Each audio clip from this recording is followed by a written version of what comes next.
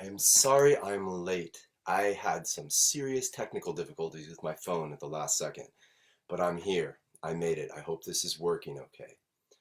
Now, what I want to do I have this set up? My phone didn't work and I have my computer set up, so I'm crossing my fingers this is working. Anyway, welcome to Play Well Live. Everybody might be wondering why I wanted to share this book today. This is one of my favorite books that I like to read to my kids, and it's actually by Dr. Seuss, even though you would think it's not. It's by one of his pseudonyms, Rosetta Stone. But it is a Dr. Seuss book, and it's called Because a Little Bug Went Cuckoo. And actually, even though you might think has to do with everything going on and not coughing and sneezing on people and germs, it has nothing to do with that at all. So what this has to do with is, I'm going to read it. I'm going to read parts of it to you and just explain, and you'll see maybe why I chose this book. And I'm going to have two challenges that we're going to do with this book after I show you a little bit about what it's about. So this book starts, as you can imagine, with a little bug that sneezes. You may not believe it, but here's how it happened one fine summer morning. Now, I am not going to read you the whole book, but to get the idea of what's going on, a bug sneezes and a seed drops. A seed drops and a worm gets hit and gets angry. The worm kicks a tree, which causes a coconut to drop. So you can see that one thing leads to another like a chain reaction. And it gets bigger and bigger and bigger. The turtle falls into the lake, splashes a hen. The hen gets angry and kicks a bucket. And as you go through this book, you can see that it gets crazier and crazier. The bucket lands on a farmer and his head gets stuck in it. And it goes so crazy that it turns into absolute mayhem in the land, where we've got police officers flying through the air, crashing through boats. The boat sinks. They save the boat. They had to repair the boat and bring it to town. But as they're bringing it to town, they run into a circus parade, and it goes totally, totally crazy. We've got this mayhem. And all of this happened because why? Because one little bug sneezed. And so the reason I want to share this book is not because of, seeing how one little thing can cause a city to go totally crazy. What I wanted to share is what this makes me think about is how important little things can be, and how a little action can grow and grow and grow and turn into a wonderful thing and turn into a really big good thing. So I'm talking to all you kids out there. I'm talking to all you kids in this crazy time where you can maybe tell that a lot of people are worried about things and scared about things, and that's understandable. But I want you to understand from this book that a little thing like the sneeze of a bug, if you can think of one small thing that you can do that is good, helping your brother or sister, giving your mom or dad a hug, telling them that things are going to be okay, those little things can grow and grow and grow, just like this story, until they, instead of mayhem like this, it actually turns into something really beautiful and really big and good that helps a lot of people. So I've got two challenges that we're going to do today. The first one is a domino challenge.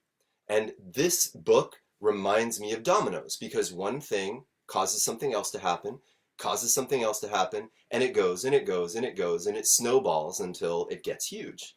So we're going to do a domino challenge first, and then I'm going to explain to you the second challenge in a little bit.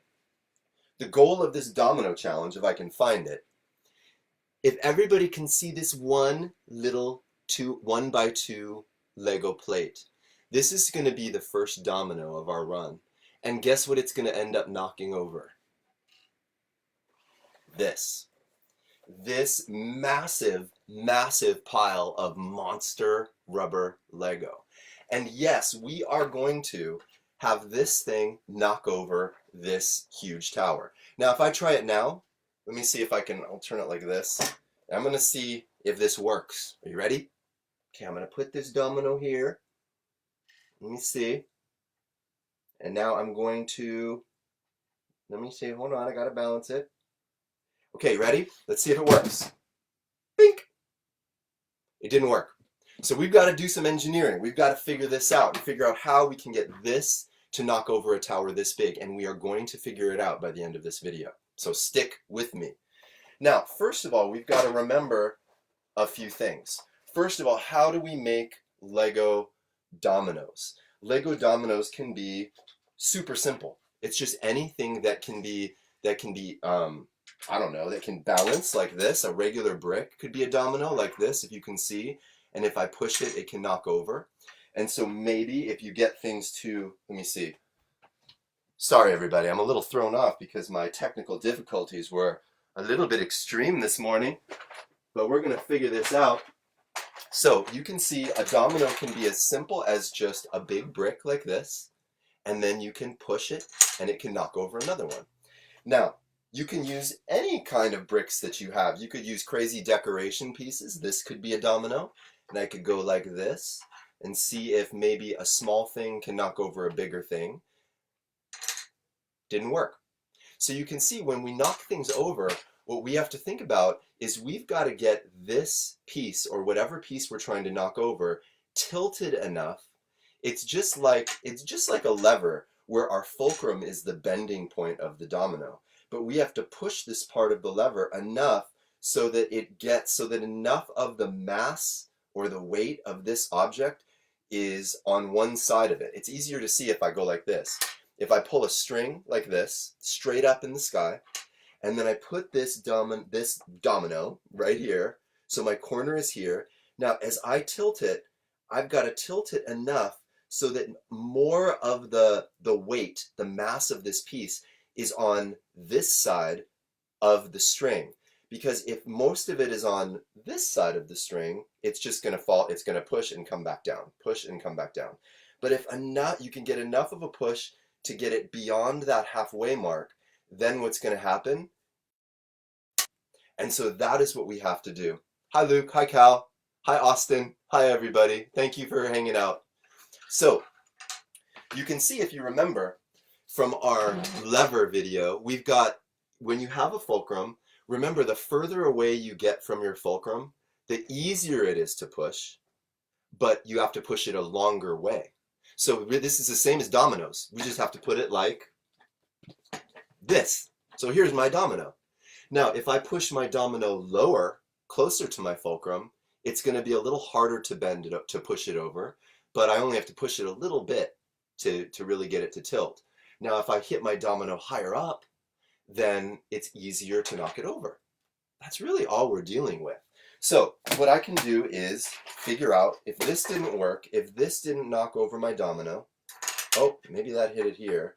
You can also think, sometimes if it's too close to something and I push it, it just leans there. It doesn't get enough momentum to start falling and gain speed to really knock the second Lego. But watch what happens. If I space it out, is this going to work? Then it works. So you can see you've got to really experiment. And when I did this experiment, I tried and tried and tried and kept messing up, and it didn't work. But eventually I think I figured something out. Now, if you want to build your own dominoes, you can build just stacks of bricks like this and kind of build them up. And one thing that I've found, that if you're making your own dominoes at home, I like to actually have my dominoes be upside down.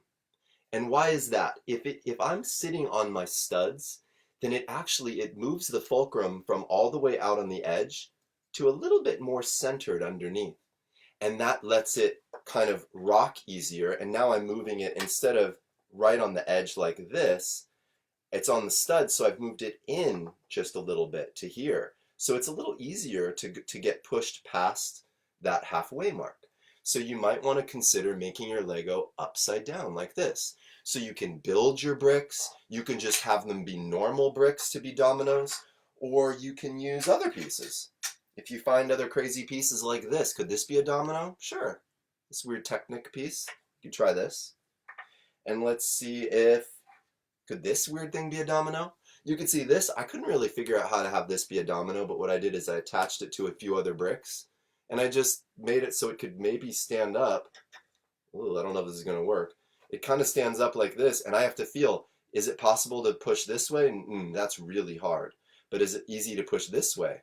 Very easy. So I'd want to have my domino push this way. And I go like this, and it works.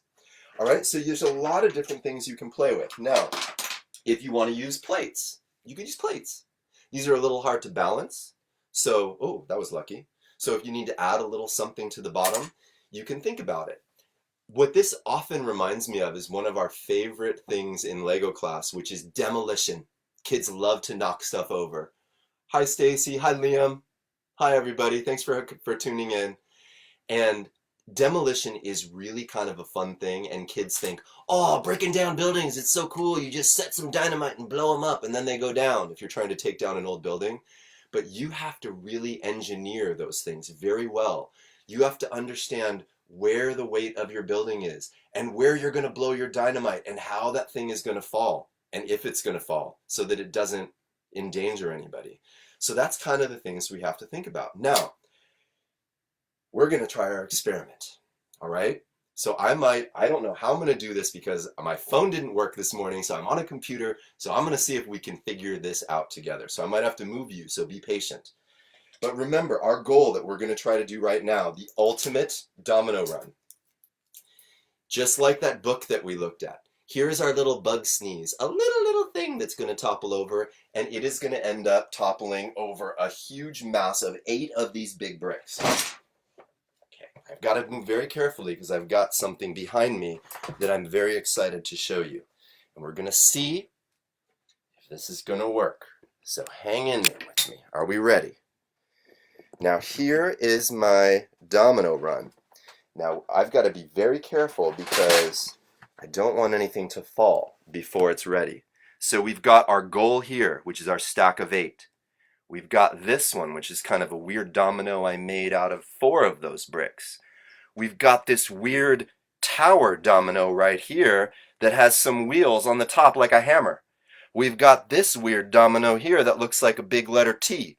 We've got a little wheel that has another beam on it that's going to roll down a little ramp. We've got another domino that's going to knock that wheel hopefully down the ramp, and then we're going to get, you see how I've taken out 2 dominoes? The reason I did this is because if anything fell by accident, I didn't want the whole thing to collapse. So I'm going to put that last one in a second. Then we get smaller and smaller and smaller to our little baby domino. Now, I don't know where is best to put you, but you have to see everything. Okay, are we ready? And don't worry, I'm going to see if I can figure this out so that I can turn this and see if we can see the whole thing together. Hold on. We're going to do this. Stay with me. Stay with me. All right. Here we go. Okay. I'm going to put the last one in. Now, this may not work. One thing I want you to know is I've done a lot of classes that do chain reactions like this. And these things happen to be very scared of cameras. I've built these beautiful things with kids that we test and we test and we test, and it works and it works and it fails and it works and it fails and it works. And then as soon as the parents come in, or as soon as I want to take a picture of it, it doesn't want to work. So I'm ready for this not to work, but that's okay. Let's just see how this goes. So I'm going to put my last domino in here very carefully. Ready? I'm going to push this one and then get out of the way. Everybody cross your fingers. I need some thumbs up now. I need some thumbs up. Are we ready? Here we go. 1, 2, 3. Oh, yay! We got it. We got it. So we did it with one chain reaction. We were able to knock down that massive tower with one little domino that was a 1x2 brick. So, your 2 challenges I'm going to give you. Number 1 is see if you can make a domino run that starts with the smallest domino and knocks over the biggest thing you can knock over. If you want to use actual dominoes or blocks or whatever you have, that's fine. Your second challenge has nothing to do with building. Thank you, Aloma. Your second challenge has nothing to do with building. This challenge is for everybody out there to find a small thing that you can do that is kind or nice to somebody else. And it can be someone in your family, to a friend, to your parents, or anybody that you can think of, your brother and sister. And I want everybody to do a small, nice, loving, kind thing. And maybe it will grow and grow and grow and turn into something big and help a lot more people than you think. So thank you for everybody for joining in. I'm sorry about those technical difficulties I had earlier, but we kind of made it work. So have a wonderful day. I hope everybody is safe, and I'll see you next time for the next Play Well Live. Take care.